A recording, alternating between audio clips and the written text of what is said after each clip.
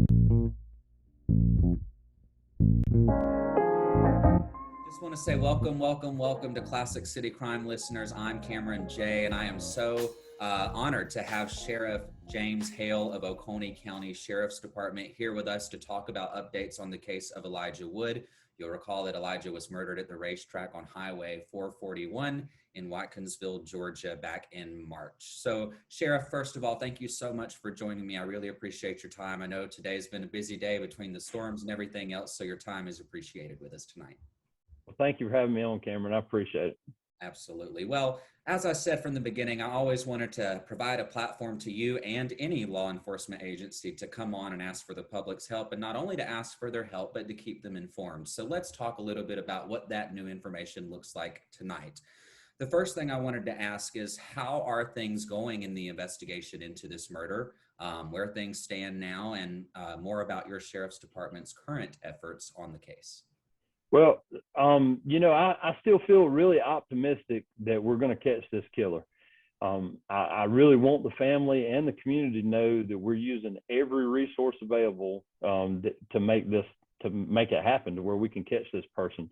Since the very beginning of this case, from March 19th, we've been working with the FBI, the GBI, the ATF, the Department of Community Supervision, which is basically your probation officers, your parole officers. Athens Clarke County Police Department, we've enlisted some of their help with some of the technology they have over there. And then many other law enforcement agencies around us, touch us and connect to us. And we've reached out further than that with the Georgia Crime Information Network with the GBI. We actually hosted the conference this time here at the Civic Center in Oconee, and that was one of the topics that we did cover with that one. We've also gone so far as to enlist some civilian companies to help with some of the forensic analysis of evidence. At this point, we've also enlisted the help of a private investigative firm. The name of the company is called Chesley Brown International. They are comprised of a bunch of former law enforcement agents, whether it be FBI agents, actual CIA agents, different people like that come in, and they have come in and looked at our entire case file.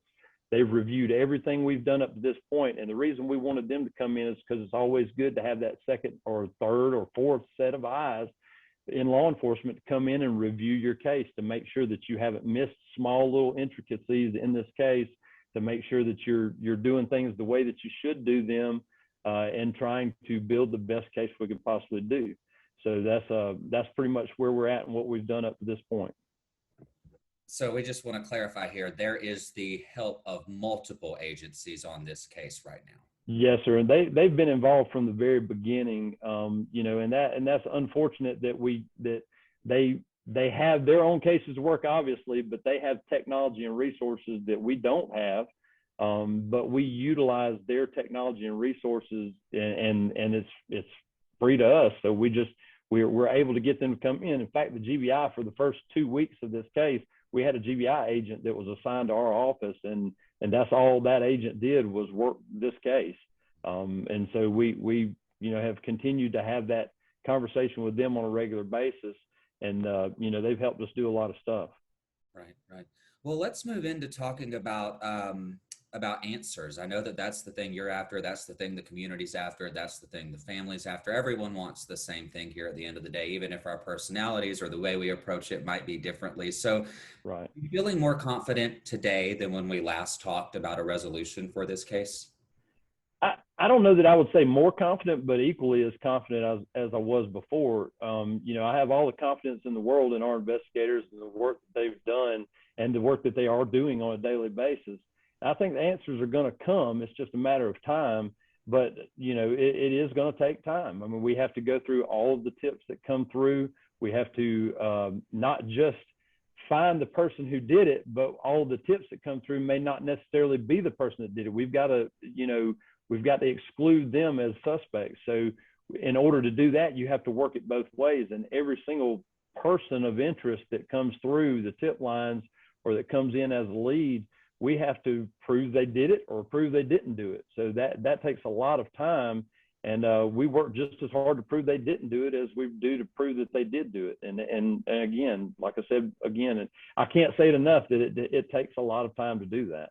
Sure, sure. One thing that, I think has been obvious to the public and on Facebook and in the media is that there has been seemingly this disconnect between the local family of Elijah Wood and the sheriff's department. I wanted to give you an opportunity now to kind of address that. And it does seem lately that things have been improving. And I just kind of wanted to give you the opportunity to respond to that and address that situation. Right. Honestly, I feel that we've always had a good relationship with most of the family. I know that some of the family has been frustrated with the lack of information that we're putting out, and I understand where that frustration is coming from. Unfortunately, as sheriff, it's my job to run these investigations, and to make sure that our people are dotting every I and crossing every T. And we've only got one shot to put together this case the best that we can. So, that's just something that we are going to continue to do.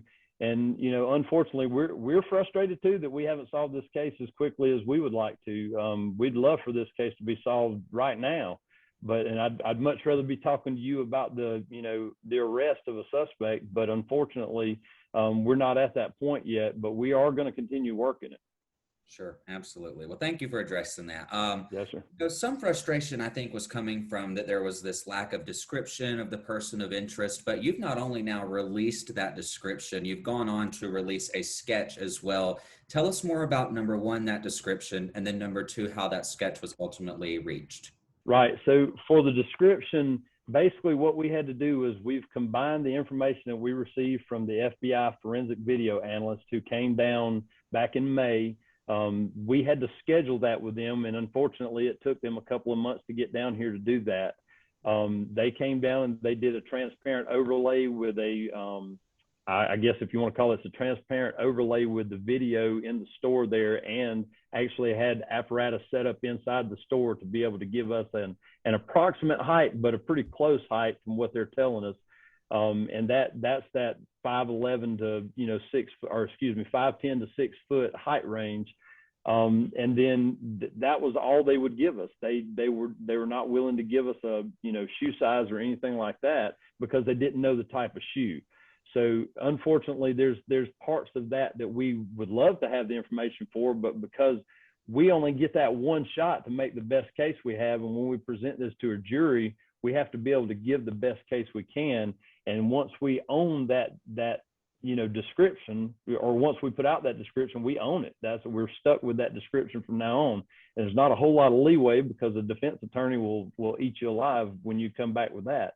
So that was the first part of the description that we did get out. The second part of the description, which came along at the same time as the sketch did, of course, was from Kelly Lawson. She's the GBI forensic sketch artist. And after going back over all of the video and the still shots that we could get to her, she had absolutely everything that we have as far as video. And she was able to start with, she didn't feel confident with thinking that she could, because of the quality of the video, didn't feel confident with putting out any kind of features of the person's face. So we kept asking, hey, what can we do to make this and do that? She finally went back and drew a picture, drew a sketch, and said that she didn't feel real confident with putting it out to the public to start with, but these were her observations of the video and what she could sign her name to. So finally she drew the sketch. And then once she drew the sketch, she came back and she said, hey, you know what? I think this is probably good enough to put out to the public. So, and she actually did consult with her mom, Marla, who was the original sketch artist. And so her mom and she got together and decided they felt really confident with this sketch. And so that's why they gave it to us, and we put it out as soon as she did. But we didn't want to release that until she was confident with the final product. So, all these processes, have been in the works since the very beginning of the investigation. Again, here comes the time thing. It just takes time to get some of these things lined up and done. And that's the thing. Another thing that I want to point out about that sketch as well is that, I need everyone to understand that sketch is not an exact rendering of the suspect. That sketch is I would say it's a educated forensic artist version of what they believe they can see in the video, what they believe that they can put out there. And it was not drawn for someone to take that sketch and put it in a side-by-side comparison with pictures that people would find on the internet. Like if you go through searching Facebook and different things like that, trying to put those pictures beside each other, you're going to find 20 or 30 pictures that look a lot like that sketch. And unfortunately, that's not who it's for. The sketch is generally created so that it will, generate that mother, that grandmother, the girlfriend or close relative that recognizes a suspect, that they'll hopefully call us with those credible tips. And that's also why we don't release any other video footage from the store, is because when we have to have a way to validate those tips. Of course, we're still getting tips. I mean, we get tips all the time. People, a lot of them now, because of the sketch coming out, are those side-by-side comparisons that they're finding on Facebook, they're finding on other social media, streams, and they're saying, oh, this guy looks like it. Well, then we ask them, well, who is this person to you? And they don't know. It's just somebody they found on Facebook. And that's great. We still want to keep it out there. At least people are looking. But understand that that's not what we're looking for. We're looking for that person to call us and to validate those tips that come in. For example, if a person calls us and tells us specific things that the suspect told them that they did prior to entering the store, after leaving the store, some of that stuff, the video that we have, we can validate that person to say, this is a real good tip, or this is not necessarily a credible tip because they're telling us stuff that really didn't happen. And we know that because of the video that we have. So that's why we can't release that video. And I'll be honest with you, there is video of the exterior of the store. There's more video of the interior of the store, but that video that's there is all we've got. And the more we release, the less we have to validate those tips when they come in to find out whether they're credible or not. Yeah, and so you are saying, though, that you have seen an increase in people reaching out as a result of the sketch and the description, correct? Yes, sir. Well, it started back with the first reward increased to 25,000. Then we went up to the 50,000. There's always an influx of more tips when the amount goes up. And so, that's pretty much where we're at right now is that the sketch coming out with a little bit more description. We're still getting a lot of tips. And again, from the very beginning, Investigator Eaton has been assigned to this case and this case alone. He's not working anything else at the sheriff's office. That's the only case he's working. And so he's tracking down all of these tips and calling people and trying to find out who they are, who the person is that they're saying is the one that did it. Talking to the actual tipsters to say, hey, this is what we've got to do to find this person, or where can we find this person so we can talk to them.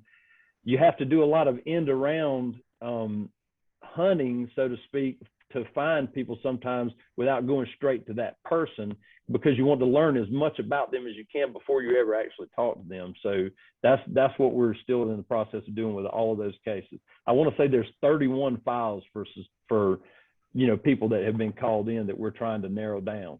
So, wow.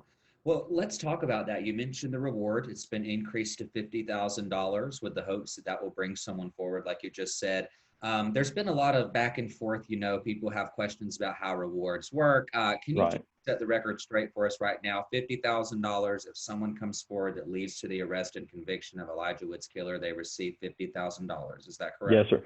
So that I will say, yes, that's exactly correct. But I want to explain a little bit about the reward. So when you have a reward from law enforcement, we have money that's been put up front by the Racetrac Corporation.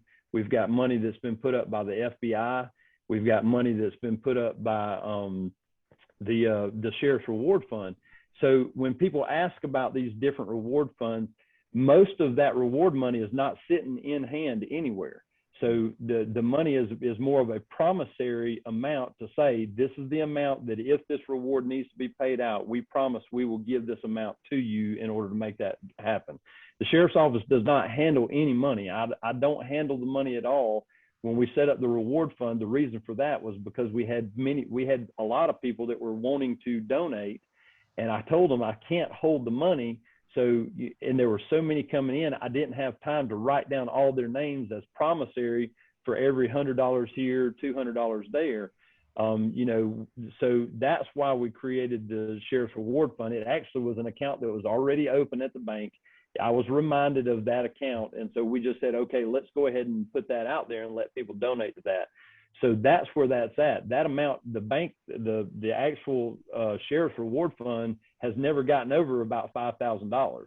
So, I mean, it's right at $5,000. We've got, the 15,000 from Racetrac. We've got the 20,000 from the FBI, and then we've got the 5,000. So that's where we've gotten up to the, right up to the $50,000 mark. And so that was what we wanted to try to get it to. And if we get more money and time goes longer, it might go up again. But unfortunately, if you increase that on a rapid basis, then people are going to wait until the money gets up to a certain level before they bring the information to you. And, that's something we don't want to happen. And right now, that's the donations we've got up to this point are just to the $50,000 mark. So that's where we're at. And yes, if someone gives us information that leads to the arrest of this killer, we are definitely going to give them a $50,000 check. Thank you for clarifying that. Just wanted to make sure we got that on the record. Certainly. Last question for you here, and not necessarily a question, but one thing I always try to allow you and any law enforcement official that comes on the podcast to be able to do. First of all, your message to your community. There are many people in the community that's eyes are on the Sheriff's Department right now. So let's start there. What's your message to the people that elected you as sheriff? Well, I'm gonna kind of couple it all in together, but I'm gonna start with Elijah's family, and I want them to know that I go to bed every night and I wake up every morning thinking about Elijah and the person that took him from you. The investigators are also dedicated, just as dedicated as I am, to bringing this murder to justice. And I want to thank the community for the outpouring of support. I want to, for the family, for Elijah's family, and for the sheriff's office. As we get through this arduous process. I want to speak directly to the mother, the grandmother, the cousin, the girlfriend, the close relative, anybody that knows this suspect personally and has information related to this heinous crime. There's a $50,000 check with your name written on it. Okay. I'm begging you to do the right thing and call the Oconee Sheriff's Office and give us that information. Lastly, I'd love to speak directly to this murderer. You senselessly took the life of Elijah Wood, who was loved by all who knew him, his family especially, the friends that he had. You can't change that now. But you can definitely bring closure to this family and to this case by turning yourself in.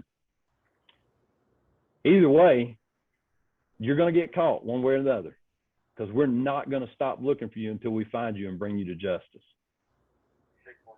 And Sheriff, one final question for you. Thank you for all of that. What is the phone number where you can be reached at for someone who might have information on the case? The best person to call is going to be Investigator Zach Eaton.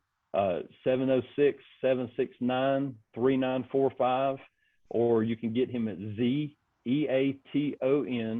at OconeeSheriff.org. Or if you just dial the 769-3945, ask to speak to Zach Eaton, they're going to put you in contact with him.